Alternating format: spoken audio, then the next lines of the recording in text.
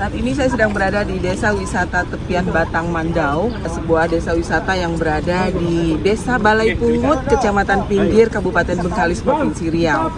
Desa wisata ini merupakan binaan dari Pertamina Hulu Rokan yang berkolaborasi dengan pemerintah Desa Balai Pungut. Nah, di sini banyak menyimpan sejarah, khususnya perminyakan di Riau ya. Dan nanti kita akan melihat ada beberapa situs-situs sejarah seperti monumen, juga makam dan sebagainya. Kita nanti juga akan melihat sejarah bahwasanya di sini pertama sekali dilakukan pengeboran minyak pada tahun 1935. Jadi kalau Anda berkunjung ke Riau, jangan lupa untuk datang ke Kecamatan Pinggir ini untuk melihat nyaman dan asrinya wisata di sini ya. Nanti ada susur sungai dan sebagainya. Untuk lebih jelas ya, mari ikuti saya. Kita akan mampir dulu singgah di kantor desa Balai Pungut. Ini ada sampan di sini ya. Ini sampan dari Pertamina ini. Nanti kita akan tanya untuk apa kegunaan sampan ini ya. Tapi kita masuk dulu nih kantor desanya. Kita lanjut ke tempat yang akan kita kunjungi. Nah, inilah dia Tepian Batang Mandau, sebuah lokasi wisata di Kecamatan Pinggir yang banyak menyimpan cerita sejarah perminyakan. Ini adalah Tugu Nasi Kunyit Pagar Telur yang ada di sini di Desa Wisata Tepian Batang Mandau. Indah sekali ya, asri, nyaman. Ini juga ada sampan yang siap untuk disewakan menyusuri sungai ini. Di sini juga banyak gazebo-gazebo seperti itu untuk bersantai. Lokasinya bersih sekali. Saya penasaran, pingin coba gimana menyusuri sungai ini. Dan sekarang saya udah pakai baju pelampung. Bagaimana sensasi menyusuri sungai-sungai yang tenang ini. Nah, ini saya siap untuk segera turun ke sampannya. Sebenarnya ada yang pakai mesin speedboat, pakai seperti speedboat itu. Tapi ini kita biar sambil olahraga kita pakai sampan dayung ya. Yuk. Sekarang saya sudah berada di atas sampan menyusuri sungai ini ya. Sungai Mandau, Sungai Batang Mandau. Ini kita mau pacu, tapi ini ngeri-ngeri sedap gimana gitu ya. Ya Allah, selamatkanlah kami. Ya, bola. Dan ini dayungnya, kita akan mendayung ya, berlomba dengan grup yang itu. Alhamdulillah ternyata asik, menyenangkan. Tadi supaya kita aman, jadi kita disuruh memakai safety ini. Pak Wildan, nah gitu kita lomba ini ya. Bapak sering bawa pelancong sini ya? Ya. Lomba seperti ini ya? Ya. Wow. Saya sengaja tidak mendayung untuk menikmati ini, tapi pas mau sampai nanti kita mendayung. Alhamdulillah. Asik dan seru sekali menyusuri sungai Batang Mandau ini. Seru, tenang, walaupun ada gelombang-gelombang sedikit, tapi tetap mengasihkan, tetap tenang dan asri banget di sini. Kita pengen tahu nih, tanya langsung dengan Pak Wildan ya, kenapa sampai dibuat situs sejarah seperti ini di sini. Memang sejarah pertama sekali dilakukan pengeboran minyak di Riau ya Pak ya. Saya adalah representatif dari tim CID, Corporate Involvement Development, atau dulunya disebut CSR. Di sini adalah tempat bongkar muat peralatan pemboran, Bu. Di yard juga ada di sini juga. Jadi memang karena dia berhubungan dengan transportasi sungai yang juga langsung mengarah kepada laut, Bu. Jadi yang termudah adalah mungkin pada saat itu adalah daerah sini ya, yang sangat memungkinkan untuk bongkar muat peralatan. Sumur pertama dan pemboran tuh dari daerah ini kan termasuk juga SOT ya, Bu. Daerah SOT itu mayoritas sumur-sumurnya adalah sumur light oil, minyak ringan. Nah, itu biasanya ada di sumur Minas, field Minas. Nah, itu saya juga memang pernah menemukan. Jadi kita punya database kelahiran sumur ya. Jadi di sana juga saya pernah melihat bahwa sumur itu memang sesuai dengan tahunnya itu dia tahun 1930-an pemborannya dilaksanakan. Jadi mungkin kalau misalkan transportasi darat juga kan kalau kita ketahui juga dahulu itu memang untuk fasilitas jalan itu memang terbatas pada saat itu. Jadi asli memang melalui sungai untuk peralatan dan juga angkutan. Dari kecamatan nih, ini di sungai ini kalau di sana sudah siap, di sini sudah Kecamatan Mandau. Jadi aktivitas pemboran sumur itu dulu di daerah Siak.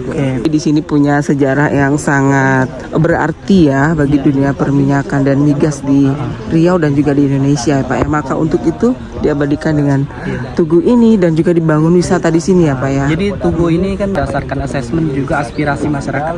Jadi aspirasi masyarakat ini ingin adanya tugu ini adalah tadi juga disebutkan oleh Ketua Pokdarwis sebagai penerimaan tamu zaman dulu itu adalah dengan nasi kunyit ini. Jadi sebagai penghargaan kepada pengunjung gitu Bu. Jadi inilah ingin disampaikan dengan tugu ini. Untuk event-event juga kita sponsori, terutama 17 Agustus kemarin juga, dan kita ada 3 event memancing dan juga event pacu sampan yang akan dilaksanakan di bulan November yang melibatkan desa-desa lain. Jadi ini yang akan menjadi magnet daerah Balai Pungut ini. Ini adalah tahun pertama dan juga pada tahun pertama ini apa yang bisa kita lakukan ada bantuan.